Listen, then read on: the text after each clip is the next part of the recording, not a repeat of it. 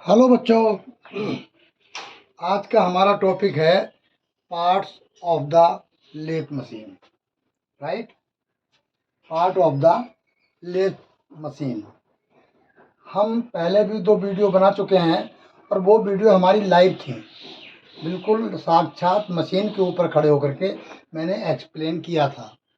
जब 2 वीडियो बन चुकी हैं तो फिर हमें इसकी क्या ज़रूरत पड़ गई।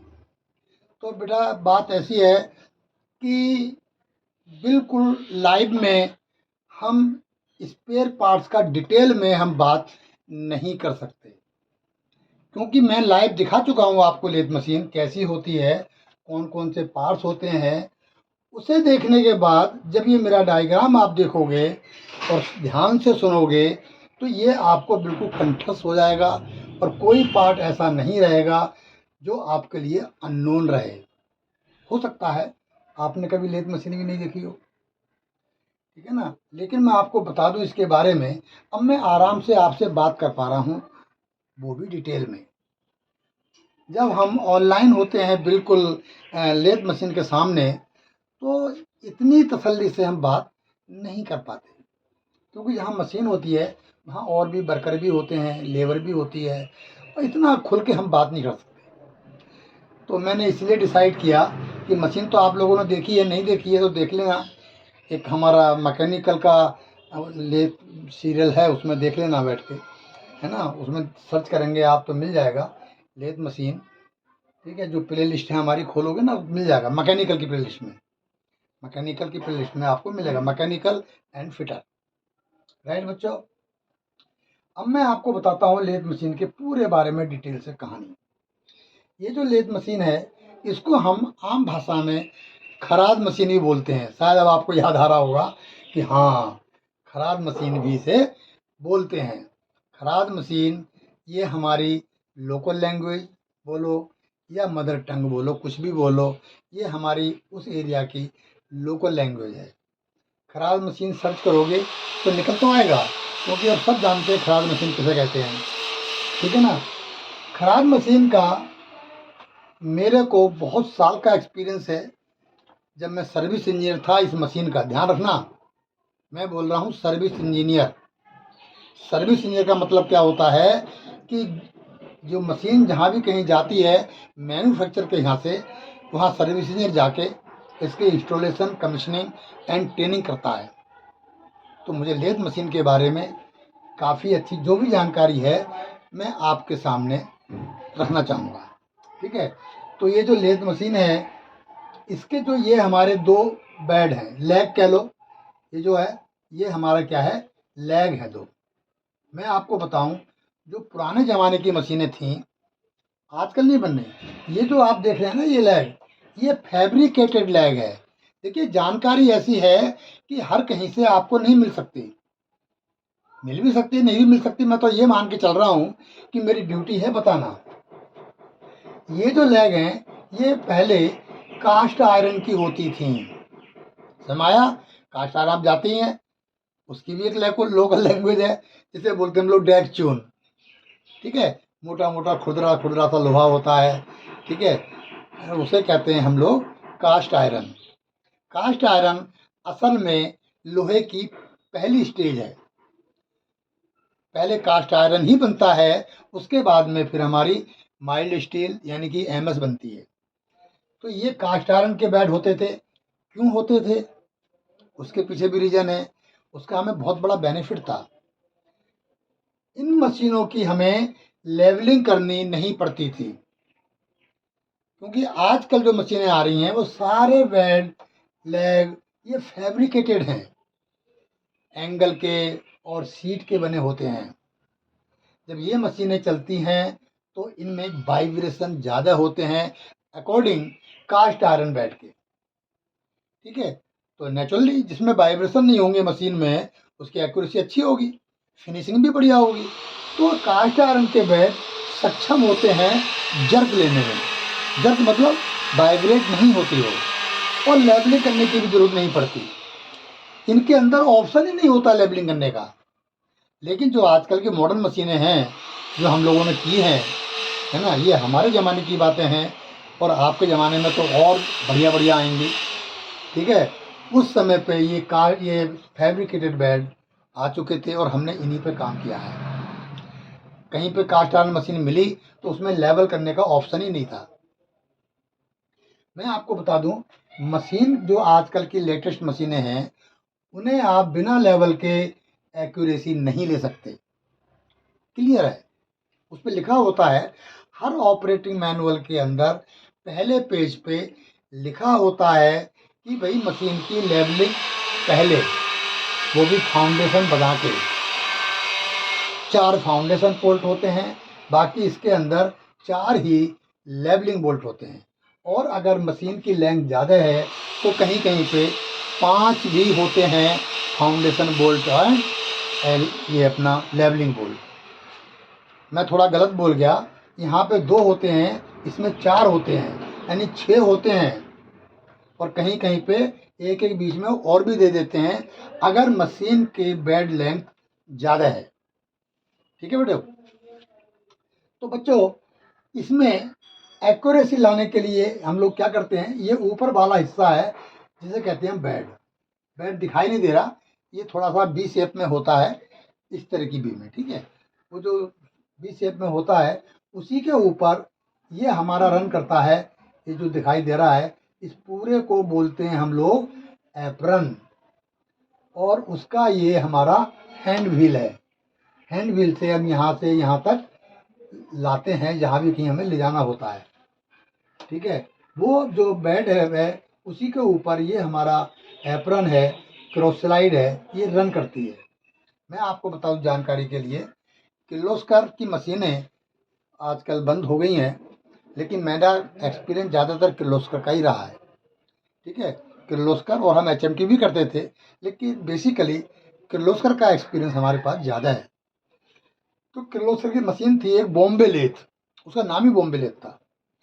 इतनी बड़ी थी, ये एप्रन के अंदर मोटर लगी हुई थी इलेक्ट्रिक, क्योंकि हाथ से चला करके हैंड व्हील से एक किनारे से दूसरे किनारे तक लाने में जो ऑपरेटर होता था उसके हाथ दर्द करने लगते थे। तो बटन दबाया, इसके साथ साथ ऑपरेटर भागता था और जहाँ भी कहीं रखना होता था रखते थे। इतने लंबे लंबे बेड हैं। अब ऐसे मशीन की जो हमें लेवलिंग करनी होती है वो इन 6 बोल्ट से पॉसिबल नहीं थी, उसकी ज़रूरत हमें पड़ी। ठीक है। तो बेटा इसमें 2 बोल्ट और एक्स्ट्रा लगाए जाते थे, 6 और 2 8। ठीक है। तो हम आपको बताएं इसकी एक्यूरेसी, ये आप ये लगा लीजिए, इतनी बढ़िया एक्यूरेसी होती थी लेथ मशीन की। हम देते थे 0.01 माइक्रोन, यानी 10 माइक्रोन की एक्यूरेसी हम देते थे। ठीक है। तो 10 माइक्रोन की एक्यूरेसी मशीन की इतनी गुंजाइश नहीं होती। मेरा प्रैक्टिकल एक्सपीरियंस है, अगर हम डायल गेज लगा के इसके ऊपर ज़ोर से घूंसा लगाएं तो 10 माइक्रोन का जो निडल वाला डायल गेज होता है उसमें डिस्प्लेसमेंट हो जाता है। इतना जो निडल है ना उसकी मार्क पॉइंटर, वो इतना हिल जाता है 10 माइक्रोन। तो इतनी बढ़िया एक्यूरेसी होती है, लेकिन वो एक्यूरेसी हमें तभी मिलती थी जब मशीन हमारी लेवल होती थी। लेवल वाली बात किसी वीडियो में मैंने नहीं बताई है। आज मेरा मन कर गया कि भाई अपना प्रैक्टिकल एक्सपीरियंस आपके साथ शेयर करूं। ठीक है। अब हम और देखते हैं। अब देखिए ये जो है लगा हुआ, हम यहाँ शुरू करते हैं। कोई भी लेथ मशीन है, 3 पार्ट तो आँख मीच के कर लो, head stock, tail stock, tool post. और इसी को कहते हैं क्रॉस स्लाइड। ये देख रहे हैं आप, ये क्रॉस स्लाइड। और ये कंपाउंड रेस्ट है। इसके ऊपर जो हमारा टूल पोस्ट है, यहाँ से घुमा करके मैनुअली आगे पीछे कर सकते हैं। और इस हैंड व्हील से हम क्रॉस स्लाइड को लेथ मशीन के अक्रॉस आगे पीछे कर सकते हैं। इसका उपयोग ज़्यादातर जब मैनुअली हम पेपर निकालते हैं जॉब के अंदर, तब इसका इस्तेमाल होता है। हमने जिन मशीनों पर काम किया है वो मशीनें, उसके अंदर इससे पेपर नहीं निकालते थे, उसके अंदर ऑटोमेटिकली पेपर अटैचमेंट लगता था ऑन रिक्वेस्ट। अगर कोई कस्टमर चाहे कि हमें पेपर टर्निंग अटैचमेंट लगा के दो, तो वो टेपर टर्निंग मशीन बेल्ट इतना इजी था यूज करना कि उसका नाम था telescopic taper turning attachment. Telescopic का मतलब ये था कि जो क्रॉस स्लाइड का स्क्रू होता है वो आगे पीछे हो जाता था विदाउट नट के, जब हम टेपर टर्निंग अटैचमेंट लगाते थे और पीछे एक बार लगी रहती थी उस पर हम टेपर सेट करते थे। ठीक है, तो ऑटो फीड देने के बाद ही हमें टेपर टर्निंग अटैचमेंट मिल जाता था। उसको देखें अगर तो इस पर टेपर टर्निंग अटैचमेंट लेना इतना मुश्किल काम था। एक तो इसे हाथ से घुमाना पड़ता था, कहीं कम कहीं ज़्यादा, वो फिनिशिंग नहीं आती थी। और उस टेपर टर्निंग अटैचमेंट से इतनी बढ़िया फिनिशिंग आती थी, बहुत ही गजब। ठीक है, तो मैं अभी आपको बता देता हूँ। पार्ट्स तो मैं बता चुका हूँ, लेकिन थोड़ा डीपली मैं आज बताना चाह रहा हूँ मैं। तो ये जो है हमारा, देखो लिखा हुआ है इस पर फीड सेलेक्टर। हम इससे क्या करते हैं, फीड सेलेक्ट करते हैं। घबराना मत, फीड किसे कहते हैं ये देखिए। पहले यहाँ आ जाते हैं हम, ये है लीड स्क्रू और ये है फीड राड। देख रहे हैं आप, दो राड हैं इसके अंदर, नीचे वाली फीड राड, ऊपर वाली लीड स्क्रू। लीड स्क्रू जब होता है तो आप ये समझ लो जितनी भी थ्रेडिंग वगैरह होती है वो लीड स्क्रू के माध्यम से होती है। यहाँ पे हाफ नट नहीं दिखाया गया है, मैंने उन वीडियो में बता रखा है।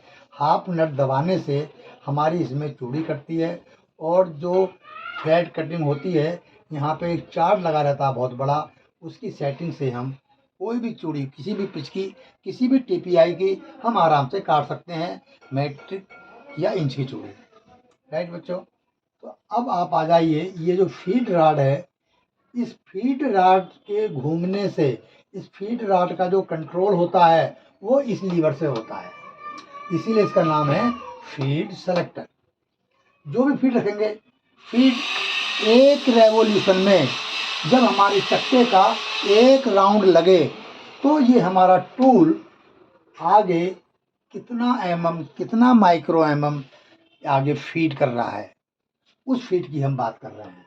इसके एक चक्कर लगने पे हम, जो आरपीएम होता है ना, राउंड पर मिनट, और यहाँ पे हो जाता है रेवोल्यूशन पर रेवोल्यूशन, यानी एक राउंड में ये जो हमारा एप्रन है या हमारा टूल है या टूल पोर्ट कितना आगे जाएगा। ठीक है, तो आपको पता लग गया फीड सेलेक्ट कहाँ से होती है, यहाँ से होती है। और ये जो है लगे हुए हैं लीवर, ये हम थ्रेडिंग के लिए इस्तेमाल करते हैं। यहाँ पे चार्ट हमने मेंशन नहीं कर रखा है, एक चार्ट भी होता है। हर मशीन का चार्ट अलग अलग तरीके के होते हैं, कहीं भी लगे होते हैं। अब आप आइए, ये दो लीवर हैं, ये हेड स्टॉक है पूरा, यहाँ से लेके यहाँ तक का ये हेड स्टॉक, और ये हमारा क्या है, ये है हमारा असल में चक। ये 4 चक हो सकता है, 3 चक हो सकता है। मुझे बड़ा अच्छा लग रहा है कि मैं तसल्ली से एक्सप्लेन कर पा रहा हूँ, कोई जल्दबाजी नहीं है। ठीक है, ज़रूरत है वो वीडियो को देखेगा वरना स्किप करेगा। जो इंटरेस्टेड हैं, जो जानना चाह रहे हैं डीपली, उनके मतलब की है वीडियो। ये देखिए, ये जो दो हैं, ये जा, इन्हें जाज बोलते हैं। जो हमारे मुंह होता है ये क्या है, जा है। हमारे मुंह का जा भी एक होता है मूवेबल और एक हमारा फिक्स जा होता है। अगर हम देखें तो ऊपर वाला जा हमारा फिक्स रहता है, मूव क्या करता है कि नीचे वाला जा मूव करता है। ऐसे ही इसमें जो ये जा है ये मूवेबल जा होते हैं। 3 जा चक है तो 3 जा होंगे, और 4 जा चक है तो इसमें 4 जा होते हैं, 4 जा होते हैं। और 4 जा मैक्सिमम इंडिपेंडेंट जा होते हैं। इंडिपेंडेंट मतलब हर जा को अलग अलग घुमा करके जॉब को होल्ड किया जाता है, और सेल्फ सेंटरिंग में सिर्फ एक को घुमाते हैं, बाकी 3 हो या 4 हो वो जा ऑटोमेटिकली जॉब को होल्ड कर लेते हैं। अब तो फिर तो वही ज़्यादा बढ़िया है। नहीं, इसकी भी अपनी वैल्यू है। जो इंडिपेंडेंट चक होते हैं 3 जा या 4 जा, वो क्या करते हैं, सेल्फ सेंटरिंग होते हैं। मतलब वो ऑटोमेटिकली उन्हें सेंटर में करने की जरूरत ही नहीं है। फिर कमी क्या है, कमी है जो हमारे राउंड जॉब होते हैं, सिलेंड्रिकल, सिर्फ उन्हीं को होल्ड कर पाते हैं हम लोग। जो स्क्वायर में है, रेक्टेंगल हैं या अदर शेप के हैं, उनको हम नहीं कर पाते। उनके लिए जो जग चक का इस्तेमाल करते हैं वो डॉग चक होते हैं, इंडिपेंडेंट फोर्जा चक होते हैं। राइट बच्चों, ध्यान रखना मेरी बात पे। तो वो अलग अलग साइज के चक होते हैं, ठीक है। तो उनसे हम किसी भी शेप का जॉब बांध सकते हैं, लेकिन इसमें सिर्फ सिलेंड्रिकल जॉब को ही होल्ड किया जा सकता है, ठीक है। अब हम इसमें आगे बढ़ें। इसमें लिखा हुआ है, देखिए, स्पिंडल विद चक, गुड। इन्होंने ये विद चक लिख करके यहाँ पे थोड़ा सा, ये मैंने अपने स्टूडेंट से बनवाया है। ये देखो नीचे मेरे स्टूडेंट का नाम लिख रहा है। बहुत टैलेंटेड लड़की है जिसने ये बनाया है, मैकेनिकल की है, ठीक है। तो बहुत टैलेंटेड है, उसने ये बनाया है अपने हाथ से, ठीक है। तो इसमें विद चक लिखने का मतलब है कि कंप्लीट हो गया। नहीं तो बेसिकली स्पिंडल जो होता है वो चक के इस साइड में है, हेड स्टॉक के और चक के बीच में जो आप देख रहे हैं ये कॉलर सा, ये स्पिंडल है। स्पिंडल यहाँ से लेकर के यहाँ तक होता है। पीछे लगे रहते हैं चकनट, 2 नट रहते हैं, उससे हम इसके जो बैकलेस है स्पिंडल की वो दूर करते हैं, उससे हम एक्यूरेसी सेट करते हैं। राइट बच्चों, अब एक और रह गया हमारा लीवर। ये लीवर किस काम का है? अब इस लीवर का सुनो कहानी। ये लीवर क्या है, मशीन तो एक ही डायरेक्शन में घूमेगी, रिवर्स घुमाएंगे तब घूमेगी, लेकिन मोस्टली रिवर्स नहीं, फॉरवर्ड में घुमाई जाती है। कोई भी lathe machine anticlockwise forward मानी जाती है और क्लॉकवाइज रिवर्स मानी जाती है। हम अगर रिवर्स घुमा करके कोई कट नहीं लगा सकते जब तक टूल हमारा इसकी बैक साइड में ना जाए जॉब की, ठीक है। तो हम यहाँ पे मान लीजिए सपोज हम कर रहे हैं भाई, कटिंग कर रहे हैं टूल से, और हमें तक तो हमारा एक ही डायरेक्शन में घूमेगा, और जो फीड है हमारी इधर आ रही है, राइट। अब फीड जब इधर आ रही है, अब हमें मान लीजिए एक कट लगाना है उस साइड में, टेल स्टॉक की साइड को जरूरत पड़ी हमारी, या थ्रेड कटिंग हो रही, कुछ भी है, मतलब जरूरत पड़ जाती है कई बार। तो वो फीड स्पेंडल की स्पीड की डायरेक्शन चेंज ना हो, सिर्फ हमारी फीड चेंज हो जाए, फीड हेड स्टॉक से टेल स्टॉक की तरफ जाने लगे, ये हमारा एप्रन या टूल बोलो। तो हम यहाँ से रिवर्स फॉरवर्ड, फीड को रिवर्स फॉरवर्ड कर सकते हैं, समझे बच्चों। और ये जो 2 लीवर हैं, इनसे हम ये जो हमारा चक है इसकी स्पीड को हम कंट्रोल करते हैं। हमें कितने आरपीएम चाहिए वो स्पीड हमें यहाँ से आपको पता होगा, क्योंकि हाई स्पीड पे फिनिशिंग तो अच्छी आती है, लेकिन कट हम गहरा कट नहीं लगा सकते, ठीक है। तो ये हम इस पर गहरा कट नहीं लगा सकते, तो स्पीड भी हमें अलग अलग चाहिए जॉब के हिसाब से। अगर जॉब बहुत पतला है, लंबा है, तो हमें हाई स्पीड में मशीन चलानी पड़ेगी। जॉब मोटा है, कट जब ज़्यादा लगाना होता है, मान लीजिए 4 mm, 5 mm, 6 mm तक कट लग जाते हैं, जो हैवी मशीनें होती हैं, ठीक है। तो हम इसकी स्पीड को बहुत ही लो कर देते हैं, लो स्पीड हाई कट, ठीक है ना। और ये जो कट ये चक है हमारे, इसमें मैं आपको बता दूं, मोस्टली जो हमारे चक होते हैं वो कास्ट आयरन के बने होते हैं। जो बड़े चकों की बात कर रहा हूँ मैं, अदरवाइज तो वो स्टील के बने होते हैं, एमएस के बने होते हैं, लेकिन जो बड़े चक होते हैं वो कास्ट आयरन के बने होते हैं। मशीन पे लिखा भी रहता है एक पर्टिकुलर आरपीएम, कि इतने आरपीएम से ज़्यादा मशीन नहीं चलानी, पर्टिकुलर उस चक के लगाने के बाद जो कास्ट आयरन के बने होते हैं, नहीं तो उनसे एक्सीडेंट की संभावना रहती है, ठीक है। ये क्रॉस स्लाइड हो गई। जब इसे हम घुमाएंगे हैंड व्हील को, तो ये पूरा टूल पोस्ट, कंपाउंड रेट आपका आगे पीछे मशीन के क्रॉस में आगे पीछे होगा। ये आगे पीछे भी ऑटोमेटिक होता है, इसमें लगे रहते हैं लीवर, जो हम क्रॉस में फीड दे सकते हैं ऑटोमेटिक, ठीक है, ऑटो फीड। और ऐसे ही लॉन्गिट्यूडनल फीड भी दे सकते हैं इसको, वो भी ऑटो में। वो सारा जो गियर का अटैचमेंट होता है वो इसके अंदर रहता है। ठीक है, ये कंपाउंड रेस्ट है।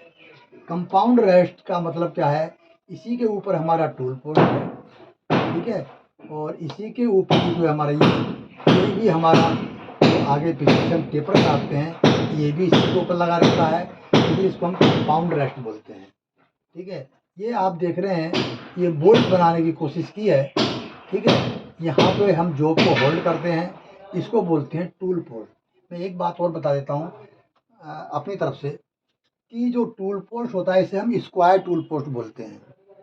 ठीक है, इसमें किधर भी एक साथ में हम 4 टूल होल्ड कर सकते हैं, टर्निंग और क्या कहते हैं उसको, फिनिशिंग, फेसिंग या फिर, ठीक है, चारों कसम घुमा घुमा के हम ऑपरेशन कर सकते हैं।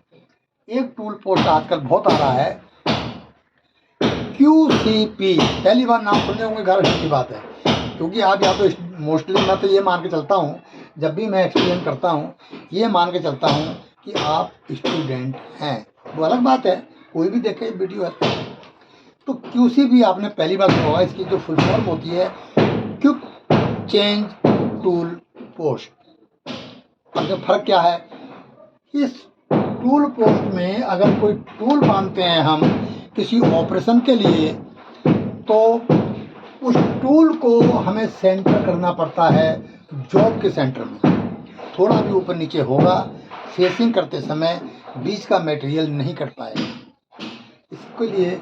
और अगर सेंटर में नहीं है तो टूल में धड़कन भी होती है और फिनिशिंग भी नहीं आती, एक्सीडेंट होने का चांस रहता है, टूल टूट भी जाता है। इसको सेंटर करने में अभी क्या तरीका होता है, टूल के नीचे छोटी छोटी हम स्ट्रिप रेडी रखते हैं मशीन के ऊपर पहले से ही, वो इसके नीचे लगा के हाइट कभी ऊपर करते हैं, ज़्यादा ऊंची हो गई तो पतली पत्ती लगा के नीचे करते हैं। वो सब करने में काफ़ी टाइम ख़राब होता है। वो टाइम ख़राब ना हो उसके लिए कस्टमर ऑर्डर पे मांगता है QCP, quick change tool post. वो क्या होता है, आप देखें सामने वाला हिस्सा, इसी के अंदर जॉब बनेगा, वो सॉरी टूल बनेगा।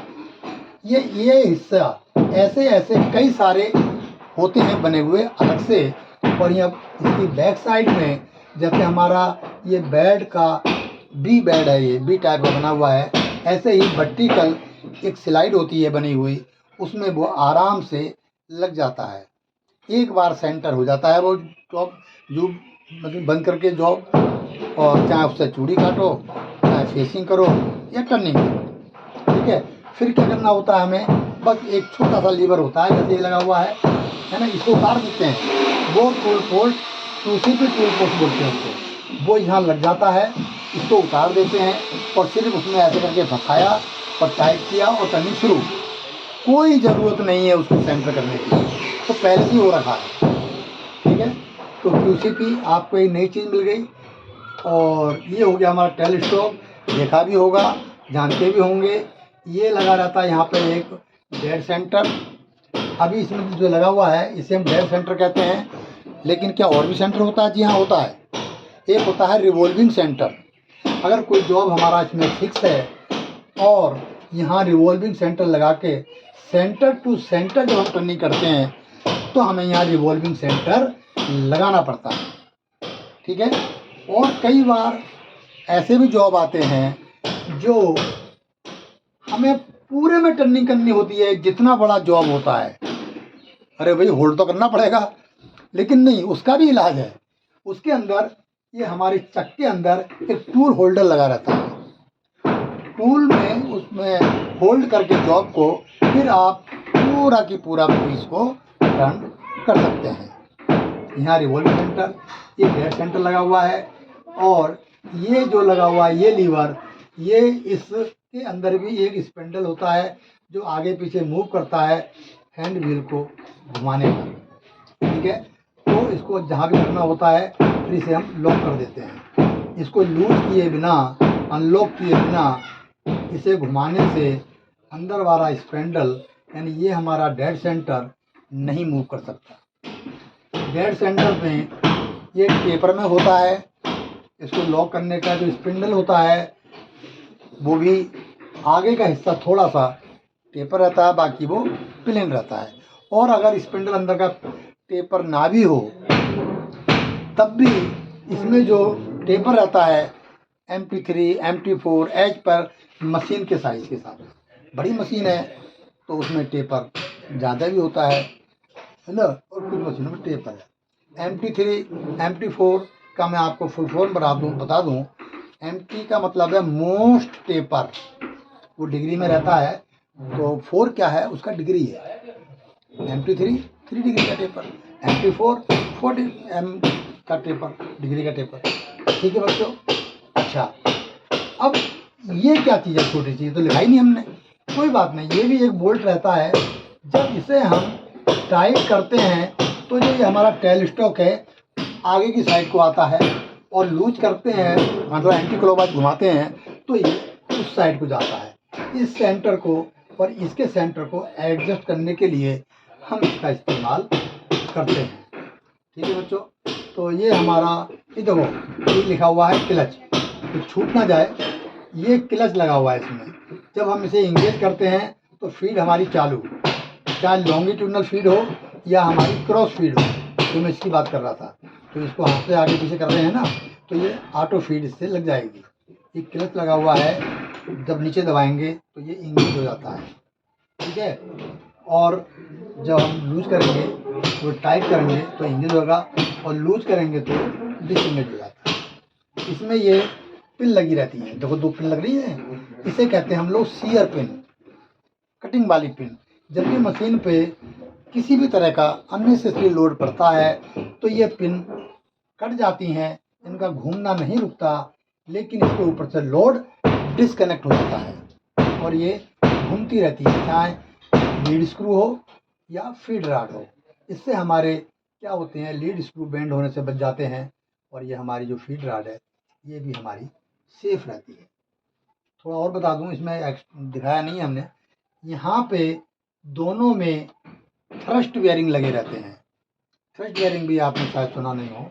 थ्रस्ट बेयरिंग क्या होता है, वो ऐसे लगते हैं जैसे बेयरिंग का एक हिस्सा हमने इसके अंदर लगा दिया और दूसरा हिस्सा ऊपर से लगा दिया, फिर हमने उसे टाइट कर दिया। थ्रस्ट बेयरिंग मतलब ये ठीक है, ये सर्कुलर तो घूम रहा है, गोल गोल तो घूम रहा है, लेकिन एक लोड पड़ता है इसके ऊपर आके, उस लोड को कम करने के लिए, वो फ्रिक्शन कम करने के लिए दोनों में थ्रस्ट बेयरिंग लगे रहते हैं। इधर नट रहते हैं लगे हुए, वो नट खोल के थ्रस्ट बेयरिंग में ग्रीसिंग या उसे हम चेंज भी कर सकते हैं। तो मैं कोशिश कर रहा हूँ कुछ हमारा बचे ना इसमें। ठीक है। तो पार्ट्स ऑफ लेथ मशीन आज का हमारा जानकारी मेरे ख्याल से कंप्लीट हुई। आज के लिए इतना ही बहुत है। नेक्स्ट वीडियो मिलते हैं बच्चों आपके लिए कुछ और अच्छा इंटरेस्टेड। मेरी कोशिश होती है कि आपको आसान तरीक़ों से, आसान से आसान तरीके से मैं आपको एक्सप्लेन कर सकूं, इसीलिए मैंने ये चार्ट बनवाया है। अब ये हमारी क्लास में जाके वर्कशॉप में लग जाएगा, ताकि और बच्चे भी इससे फ़ायदा उठा सकें। ठीक है बच्चों, गुड नाइट। आज के लिए इतना ही काफ़ी है।